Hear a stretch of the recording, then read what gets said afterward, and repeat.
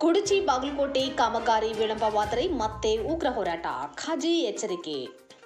Bagalkot Kudachi railway ಮಾರ್ಗ ಕಾಮಗಾರಿ ವಿಳಂಬವಾದರೆ ಮತ್ತೆ ಉಗ್ರ ಹೋರಾಟ ಮಾಡಲಾಗುವುದು ಎಂದು ರಾಜ್ಯ ರೈಲ್ವೆ ಅಭಿವೃದ್ಧಿ ಹೋರಾಟ ಸಮಿತಿ ರಾಜ್ಯಾಧ್ಯಕ್ಷ ಕುತ್ಬುದ್ದೀನ್ ಖಾಜಿ ಅವರು ಎಚ್ಚರಿಕೆ ನೀಡಿದರು.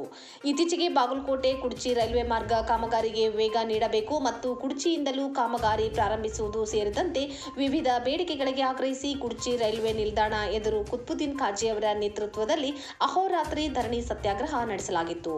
ಈ ಕುರಿತು ಸೋಮವಾರ ಬಾಗಲಕೋಟೆಯಲ್ಲಿ ಮಾತನಾಡಿದ ಕುತ್ಬುದ್ದೀನ್ ಖಾಜಿ ಅವರು, ಬಾಗಲಕೋಟೆ ಕುಡಚಿ ಮಾರ್ಗಕ್ಕೆ ಅನುಮೋದನೆ ದೊರಕಿ 15 ವರ್ಷಗಳಾದರೂ ಈವರೆಗೂ ಕಾಮಗಾರಿ ಪೂರ್ಣಗೊಂಡಿಲ್ಲದಿರುವುದು ವಿಷಾದದ ಸಂಗತಿ. ಆದ್ದರಿಂದ ಈ ಕಾಮಗಾರಿಗೆ ವೇಗ ನೀಡಬೇಕು ಮತ್ತು ಕುಡಚಿಯಿಂದ ಬಾಗಲಕೋಟೆ ಕಡೆಗೆ ಕಾಮಗಾರಿ ಪ್ರಾರಂಭಿಸಬೇಕೆಂದು ಆಗ್ರಹಿಸಿ ಸುಮಾರು 10 ದಿನಗಳ ಕಾಲ ಅಹೋರಾತ್ರಿ ಧರಣಿ ಸತ್ಯಾಗ್ರಹ ನಡೆಸಿದ್ದೇವೆ. ನಂತರ ಚಿಕ್ಕೋಡಿ ಸಂಸದೆ ಪ್ರಿಯಾಂಕಾ ಜಾರಕಿಹೊಳಿ ಅವರು ನಮ್ಮ ಸತ್ಯಾಗ್ರಹದ ವೇದಿಕೆಗೆ ಆಗಮಿಸಿ ನಮ್ಮೆಲ್ಲ ಬೇಡಿಕೆಗಳ ಕುರಿತು ಕೇಂದ್ರ ರೈಲ್ವೆ ಸಚಿವರ ಮತ್ತು ಕೇಂದ್ರ ಸರ್ಕಾರದ ಗಮನಕ್ಕೆ ತಂದು ಶೀಘ್ರವಾಗಿ ಬೇಡಿಕೆಗಳನ್ನು ಈಡೇರಿಸಲಾಗುವುದು ಎಂದು ಭರವಸೆ ನೀಡಿದರು. ಮಾನ್ಯ ಸಂಸದೆ ಪ್ರಿಯಾಂಕಾ ಜಾರಕಿಹೊಳಿ ಅವರ ಭರವಸೆ ಮೇರೆಗೆ ನಮ್ಮ ಹೋರಾಟವನ್ನು ತಾತ್ಕಾಲಿಕವಾಗಿ ಹಿಂಪಡೆದಿದ್ದೇವೆ. ಹೋರಾಟದ ಯಶಸ್ಸಿಗೆ ಕಾರಣಕರ್ತರಾದ ಎಲ್ಲರಿಗೂ ಅಭಿನಂದನೆಗಳು.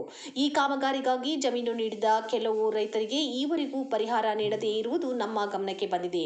ಆದ್ದರಿಂದ ಈ ಭಾಗದ ಶಾಸಕರು, ಸಂಸದರು, ಜನಪ್ರತಿನಿಧಿಗಳು ಈ ಬಗ್ಗೆ ಕಾಳಜಿ ವಹಿಸಿ ಜಾಗ ನೀಡಿದ ರೈತರಿಗೆ ಪರಿಹಾರ ಧನ ವಿತರಿಸುವ ಕೆಲಸ ಮಾಡಬೇಕು. ನಮ್ಮ ಹೋರಾಟಕ್ಕೆ ಮಣಿದು ಈಗ ಕುಡಚಿಯಿಂದಲೂ ಕೆಲಸ ಪ್ರಾರಂಭವಾಗಿದ್ದು ಕಾಮಗಾರಿಯನ್ನು ವಿಳಂಬ ಮಾಡದೆ ಆದಷ್ಟು ಬೇಗ ಕಾಮಗಾರಿಯನ್ನು ಪೂರ್ಣಗೊಳಿಸಬೇಕು. ಇಲ್ಲದಿದ್ದರೆ ಮುಂದಿನ ದಿನಗಳಲ್ಲಿ ಮತ್ತೆ ಉಗ್ರ ಹೋರಾಟ ಮಾಡಲಾಗುವುದು ಎಂದು ಎಚ್ಚರಿಕೆ ನೀಡಿದರು. ವರದಿ ಅಫ್ತಾಬ್ ಸರ್ಮುಲ್ಲಾ, ಬಾಗಲಕೋಟೆ. ನಮಸ್ಕಾರ. ಕುತುಬುದ್ದೀನ್ ಖಾಜಿ ಕಳೆದ 10 ದಿನಗಳಿಂದ ನಿರಂತರ ಕುಡಚಿ ರೈಲು ನಿಲ್ದಾಣದ ಎದುರುಗಡೆ ಒಂದು ಸತ್ಯಾಗ್ರಹವನ್ನು ಹಮ್ಮಿಕೊಂಡ ಪ್ರಯುಕ್ತ ಕೇಂದ್ರ ಸರ್ಕಾರ ಕುಡಚಿ ಬಾಗಲಕೋಟಕ್ಕೆ ಸಂಬಂಧಿಸಿದ ಕುಡಚಿ ಕಡೆಯಿಂದ ಕಾಮಗಾರಿ ಪ್ರಾರಂಭಿಸಿದೆ.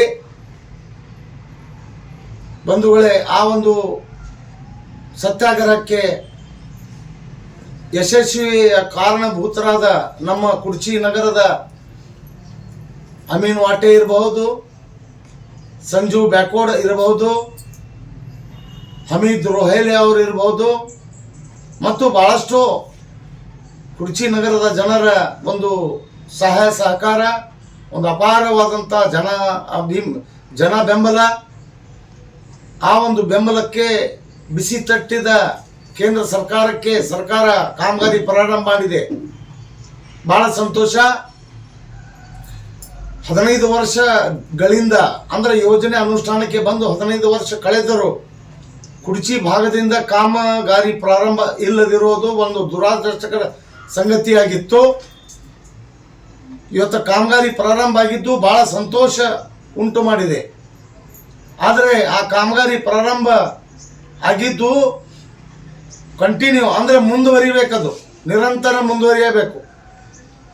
ಮತ್ತೆ ಯಾವುದೇ ರೀತಿಯ ಕಾಮಗಾರಿಗೆ ಅಡೆತಡೆಗಳು ಬಂದರೆ ಅದನ್ನು ಅಲ್ಲೇ ಸ್ಥಗಿತಗೊಳಿಸಿ, ಅಲ್ಲಿನ ತಕರಾರು ಐತೆ ಅಂತ ಹೇಳಿ ರೈಲ್ವೆ ಇಲಾಖೆ ಇರಲಿ ಅಥವಾ ಕೇಂದ್ರ ಸರ್ಕಾರ, ರಾಜ್ಯ ಸರ್ಕಾರ ಒಂದು ನೆಪವೊಡ್ಡಿ ಆ ಕಾಮಗಾರಿಯನ್ನು ಸ್ಥಗಿತಗೊಳಿಸಿದರೆ ಎಚ್ಚರ. ನಾನು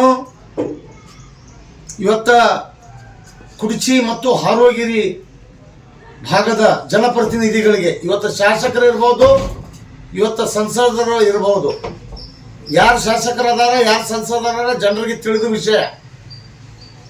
ಕೆಲಸ ನಡೆದಿದ್ದು ಕೆಲಸ ಮುಂದುವರಿಬೇಕು, ವೇಗವಾಗಿ ನಡೀಬೇಕು. ಅಲ್ಲೇ ರೈತರಿಗೆ ಕೆಲವೊಬ್ಬರಿಗೆ ದುಡ್ಡು ಕೊಟ್ಟಿಲ್ಲ ಅಂತ ಕೇಳಿ ಬಂದಿದೆ. ಅದು ಜನಪ್ರತಿನಿಧಿಗಳು ಯಾರಿಗೆ ದುಡ್ಡು ಬಂದಿಲ್ಲ ಅವರ ಖಾತೆಗೆ ದುಡ್ಡು ಜಮಾ ಮಾಡುವ ವ್ಯವಸ್ಥೆ ಜನಪ್ರತಿನಿಧಿಗಳು ಮಾನ್ಯ ಚಿಕ್ಕೋಡಿ ಭೂಸ್ವಾಧೀನ ಅಧಿಕಾರಿಗಳಾದರೆ ಅಸಿಸ್ಟೆಂಟ್ ಕಮಿಷನರ್ ಅವ್ರ ಕಾರ್ಯಾಲಯದಿಂದ ರೈತರ ಖಾತೆಗೆ ದುಡ್ಡು ಜಮಾ ಮಾಡಿಸ್ಬೇಕು. ರೈತರ ತಪ್ಪಿನಿಂದ ದುಡ್ಡು ಜಮಾ ಆಗಿಲ್ಲ ಅಂದರೆ ಅದು ರೈತರ ತಪ್ಪ, ಸರ್ಕಾರದ ತಪ್ಪಲ್ಲ. ಸರ್ಕಾರ ನೇರವಾಗಿ ಹಣ ಬಿಡುಗಡೆ ಮಾಡಲಿಲ್ಲ ಅಂದರೆ ಸರ್ಕಾರದ ತಪ್ಪು, ರೈತರ ತಪ್ಪಲ್ಲ. ಇವೆಲ್ಲ ಸಮಸ್ಯೆಗಳನ್ನು ಪರಿಹಾರ ಮಾಡೋಕ್ಕೆ ನಮ್ಮ ಜನಪ್ರತಿನಿಧಿಗಳು ಪ್ರಯತ್ನ ಮಾಡಬೇಕು.